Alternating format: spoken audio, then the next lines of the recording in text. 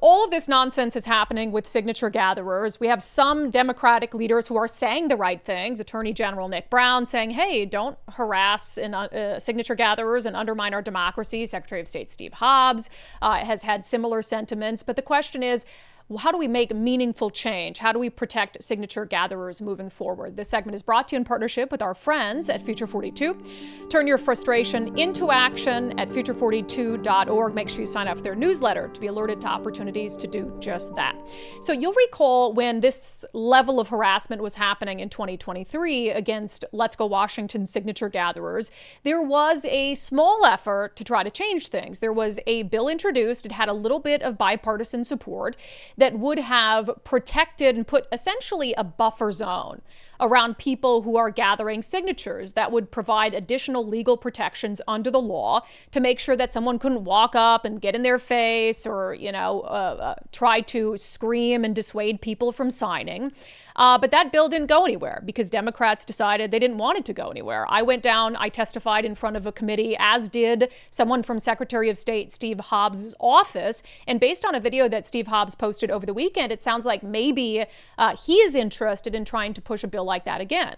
These instances reiterate the necessity to protect all voters' constitutionally guaranteed rights. Our state experienced similar behavior in 2023 when I received reports of signature gatherers being disrupted in their efforts to collect signatures for 6 initiatives. In an effort to strengthen protections for citizens engaged in the initiative process, I supported a bill by former state rep Greg Cheney that prohibited certain activities within 25 feet of signature collection efforts. Unfortunately, the bill did not pass, but offered promise of bipartisan support in making the democratic process accessible to all participants. So the legislative session is a couple months away. Is there promise of bipartisan support to finally do something that very clearly needs to be done? We have laws in place that put a buffer zone around ballot drop boxes. It arguably makes far more sense to have it for initiative gathering locations. So State Senator Jeff Wilson, a Republican from the 19th Legislative District, he was one of the first people in 2023 to reach out to say, we need to do something about this. I'm going to help run a bill. And so right after some of these latest instances, he put out a press release saying we're going to try to gather support between now and the legislative session to put a bill forth, not just to create this buffer zone, but actually to increase the penalty to a felony for people who disrupt the initiative gathering process. Senator, welcome back to Undivided. Well, thank you, Brandy. Good to be here today. Yeah, well, thanks for taking time to obviously speak out about what's happening, but kind of look for a solution moving forward. So the bill to try to protect signature gatherers went nowhere in 2023, despite having support from the Secretary of State's office. Why do you think that was?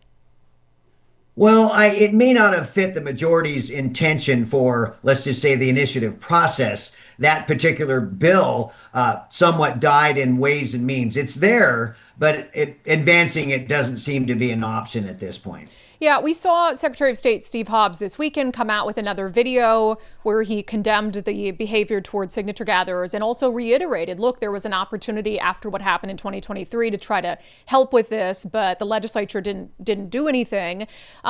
So do you think that because he's becoming a little more vocal, maybe there'll be a better chance this year? Well, absolutely. In fact, I saw the recent video and I applaud Secretary Hobbs for his, call out to everybody to respect the process and remind everybody that it's already against the law to annoy and harass in a very important process for signature gatherers. I look at it as I appreciate his support, but at this time, Brandy, I'm looking for a lot more support. This should be a across the aisle uproar due to the many, many documented incidences just in the past few weeks. In other words, everybody should be paying attention and speaking out on this. Yeah, but, when you look at this from a realistic perspective, these are initiatives that, I think across the board, there are people who want these policies, but, they look at them as conservative issues that are contrary to the beliefs of the Democratic Party. And you have some of their largest donors like the ACLU of Washington, the Washington Education Association that are actually running snitch lines. Even the state Democratic Party ran a snitch line to report signature gatherers in 2023. So it seems like from a political perspective, they don't want the initiatives to be successful. So I don't feel like they're going to put an effort forth to protect signature gatherers. Well, it certainly does appear that way, and I would support what you're saying. But this year should be the proof in the pudding. If anybody can just look at the events of this year and turn the other way, like we did with previous legislation, that's a problem in itself. What we're talking about here is our state constitution, regardless of political party. That famous, Article 2, Section 1, the right for the people to have such power. It should have everybody, independents, Republicans, and Democrats, calling their elected representatives and saying, we need to do this process without political violence. It's direct democracy, Brandy, is what's at stake here. Yeah, I couldn't agree more. So what's your plan as we prepare for the new legislative session? Well, the plan is, number one, is to draw attention to this, to see if I can gather colleagues to do what I would say, step up and to make a plea to do this, on a calm basis, respect the law before we can change the law. This is escalated to be so serious. I think we need to put some more teeth into this, going from misdemeanor to a Class C felony in certain instances. I think that it's reasonable to ask that. At this time, it just doesn't look good when everybody's democracy, per se, can be jeopardized. And law enforcement needs to get a clear memo, Brandy. They need to get a clear memo. There's already an existing law to enforce. And we need to get this to a point where they understand we're going to make clarity, and a Class C felony, it will do that. Believe me, I think it'll get a lot more people's attention. They may even think twice before ripping up a signed sheet or something like that.